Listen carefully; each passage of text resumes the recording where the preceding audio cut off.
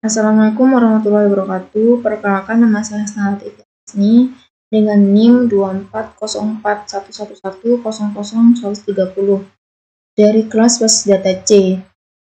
Nah, pada video ini saya akan mempresentasikan hasil akhir dari proyek Basis Data yang berjudul Sistem Informasi Hotel. Nah, sistem ini dibuat untuk membantu pengolahan data operasional hotel seperti data tamu, kamar, reservasi, pembayaran, serta layanan tambahan seperti fasilitas dan laundry. Langsung saja kita ke arsitektur database-nya. Nah, pada bagian ini saya akan menjelaskan struktur tabel yang digunakan. Nah, database yang saya gunakan itu bernama HotelDB, yang sedang saya buka sekarang ini.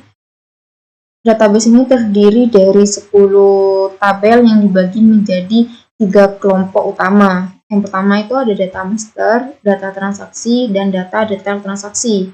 Untuk data masternya itu ada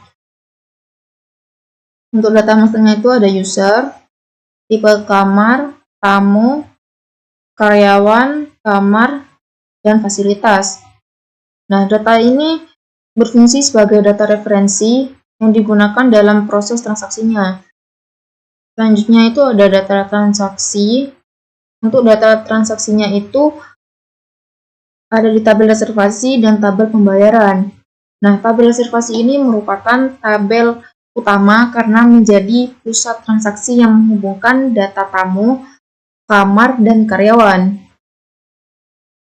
Selanjutnya itu ada data detail transaksi. Data detail transaksi itu ada detail fasilitas dan data laundry. Nah, tabel ini digunakan untuk mencatat layanan tambahan yang digunakan oleh tamu seperti makanan, spa, dan laundry. Jadi, ketika kita sudah memesan hotel tersebut, sudah check-in, kita bisa menggunakan fasilitas tambahan seperti pesan makanan, spa, dan laundry. Jadi ketika kita menggunakan fasilitas tambahan seperti laundry, nanti akan masuk ke tabel data laundry-nya. Ketika kita memesan makanan dan spa, datanya itu akan masuk ke tabel detail fasilitasnya. Nah, setelah itu di sini juga ada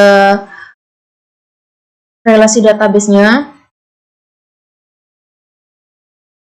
Nah, untuk relasi database-nya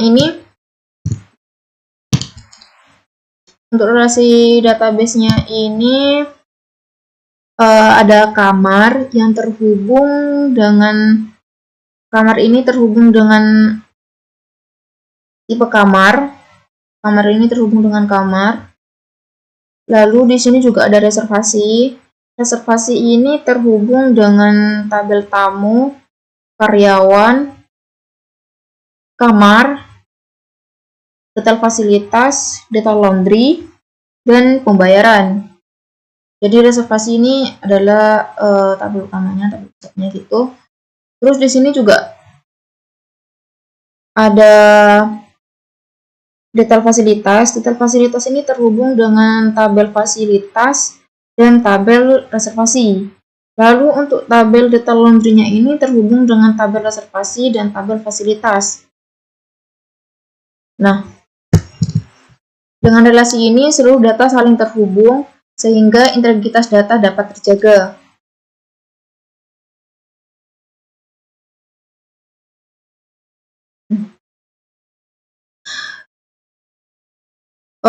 Selama proses pembuatan database ini terdapat beberapa tantangan yang saya hadapi. Tantangan yang pertama itu ada menjaga konsistensi data antar tabel.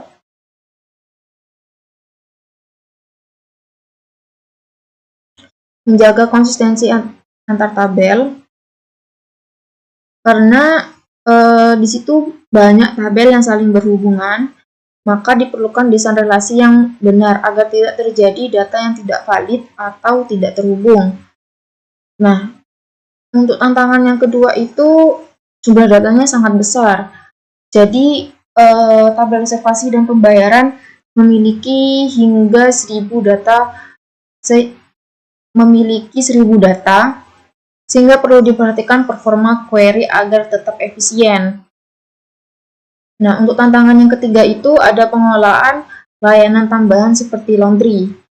Nah, karena laundry ini memiliki atribut khusus seperti berat, jenis, layanan, dan status pengerjaan, maka tidak bisa digabung dengan tabel fasilitas biasa dan harus dipisahkan. Nah, awalnya itu tidak ada tabel detail laundry karena saya menyatukannya dengan tabel detail fasilitas. Tapi setelah saya pelajari lagi, ternyata tabel detail laundry itu terlalu memiliki banyak atribut. Jadi jika digabung dengan tabel fasilitas biasa itu jadi tercampur. Jadi lebih baik memisahkannya agar lebih jelas tabel detail laundry-nya itu. Jadi kita fokuskan saja ke tabel detail laundry itu untuk laundry-nya saja. Nah, untuk solusinya itu, untuk solusi yang pertama itu saya menggunakan primary key dan foreign key. Dengan foreign key itu, setiap data dapat saling terhubung dan menjaga integritas antar tabelnya. Lalu untuk solusi yang kedua itu, saya melakukan normalisasi tabel. Layanan seperti laundry dipisahkan ke tabel data laundry seperti yang sudah saya jelaskan tadi, agar struktur data lebih rapi dan tidak tercampur dengan fasilitas umumnya. Jadi agar tidak tercampur dengan fasilitas yang masakan dan spanya. Jadi memiliki pembayaran tersendirinya. Nah, itu untuk solusi yang ketiga ini menggunakan fitur database lanjutan seperti storage procedure. Nah, ini ada storage procedure, storage function. Di sini ada storage procedure, ada function, ada trigger, dan ada index. Nah, fitur ini digunakan untuk membantu otomatisasi dan meningkatkan efisiensi sistemnya. Contohnya seperti trigger ini digunakan untuk otomatis mengubah status kamar saat reservasi dibuat.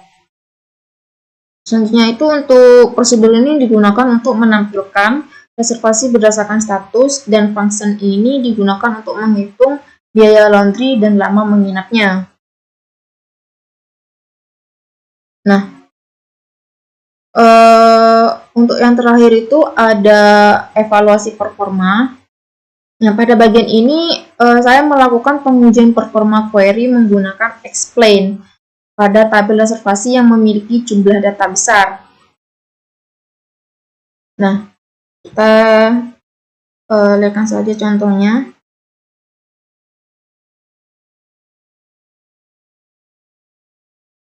Kita lihat pada laporan yang sudah saya buat ini.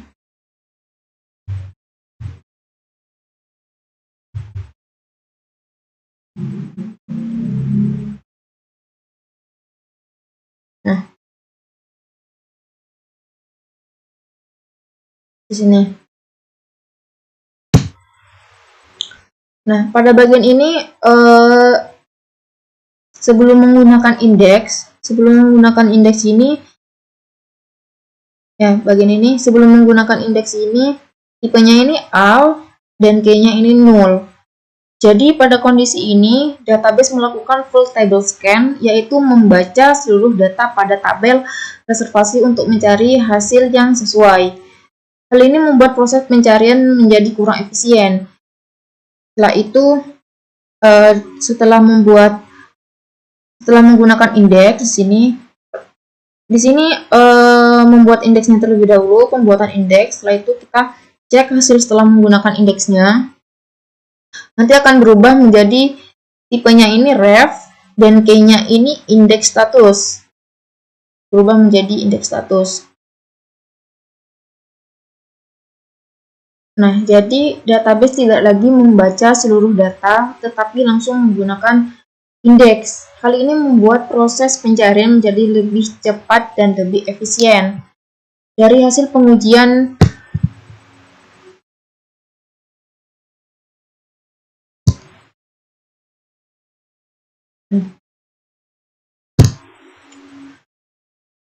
pengujiannya dapat disimpulkan bahwa penggunaan indeks sangat berpengaruh terhadap performa query-nya, terutama pada tabel dengan jumlah data besar seperti reservasi. Nah, yang terakhir itu ada pengembangan lanjutannya. Jika sistem database hotel ini dikembangkan lebih lanjut, beberapa fitur yang dapat ditambahkan itu ada sistem reservasi hotel berbasis online. Jadi kita bisa memesannya secara online. Setelah itu ada dashboard manajemen hotel untuk admin. Ada notifikasi otomatis melalui email atau WhatsApp-nya. Itu ada sistem loyalty member untuk pelanggan. Dan terakhir itu ada audit log aktivitas pengguna dan integritas pembayaran digitalnya. Nah, pengembangan ini bertujuan untuk meningkatkan efisien dan kemudahan dalam pengolahan hotelnya. Demikian presentasi Vina Project Basis Data Sistem Informasi Hotel yang telah saya kerjakan ini.